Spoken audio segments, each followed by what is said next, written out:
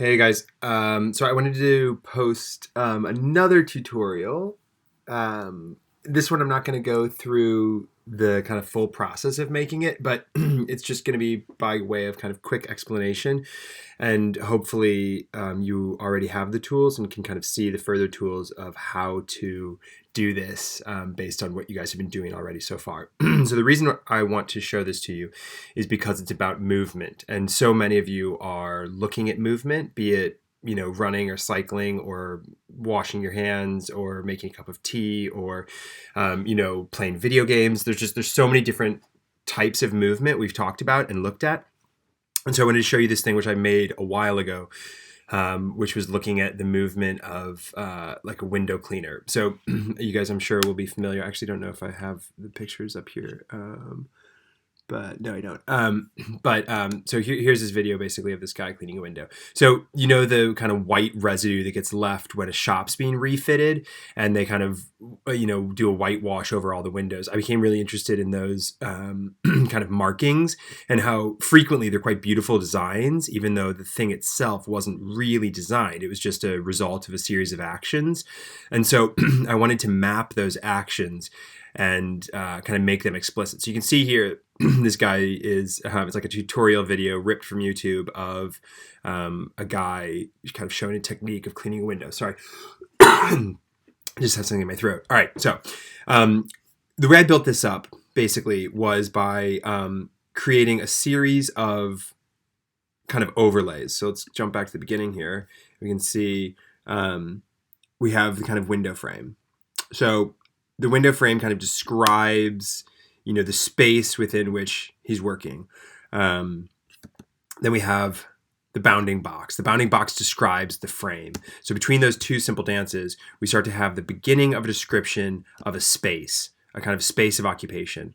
So we have the movement of the window within that, which kind of suggests movement in relationship to the frame. So we are moving, as in the camera is moving, which is a static plane within which the kind of real world unfolds. And then there become these notations, which are his, as you can see through the labeling, his shoulder, his elbow, the brush, and the brush trail. So the first is a tracing of the shoulder. So we turn that on, we can see where I can't actually see it, I'm speculating about where it is, I'm inferring.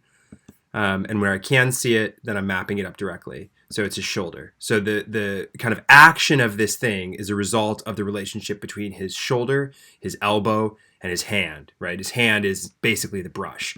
So now if we do the elbow, again, we can see that. Now, if we open up any of these things, you can see the series of keyframes that I have, which are just changing the position of that thing, right? So all the video is really just a simple track and trace kind of thing, where I've just created a series of keyframes over the course of this period in which we watch the kind of performance or the dance of his elbow. Now you can see what's interesting is the relationship of the elbow to the shoulder, and that the shoulder doesn't move a huge amount relative to the elbow.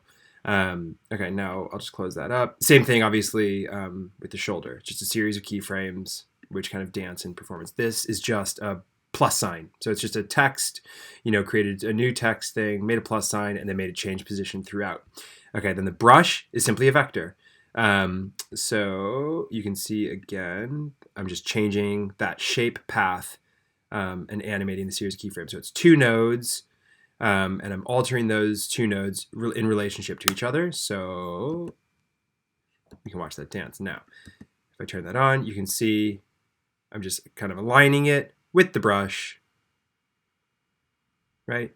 Okay, so now I'll turn the whole thing on, turn that off. Okay, jump back to the beginning, and you can see what that begins to look like. So the brush trail down here is just an echo. Sorry, it's kind of going so slow.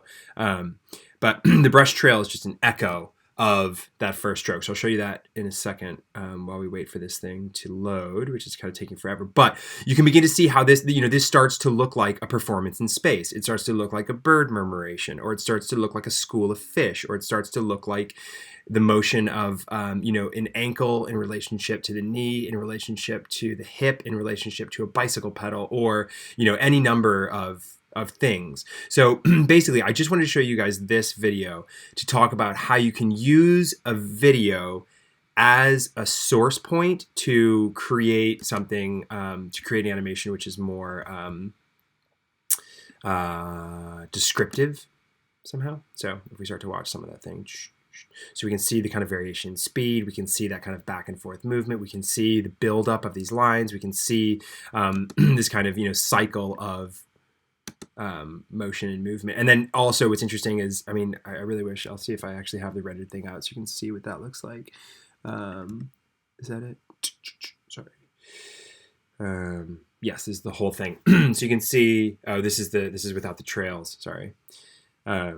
But this will still do the job of the description. You can see how he begins to, he works through the kind of middle areas, and then he starts to pay particular attention to the edge conditions, which is quite interesting, that kind of like, the spinning and the rotation of the brush. So again, just to show you guys something which starts to play with movement. So on that brush trail, the brush trail is just a duplicate of the brush layer with an echo added to it. And so the echo just resets, it sets the time and the number of echoes and the decay rate. So how fast they fade away. So you could have that be a really long trail, you could have it be a really short trail. You can mess around with all those parameters to kind of achieve that thing.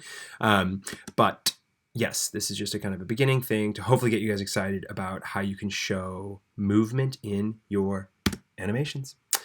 That's it. Thanks.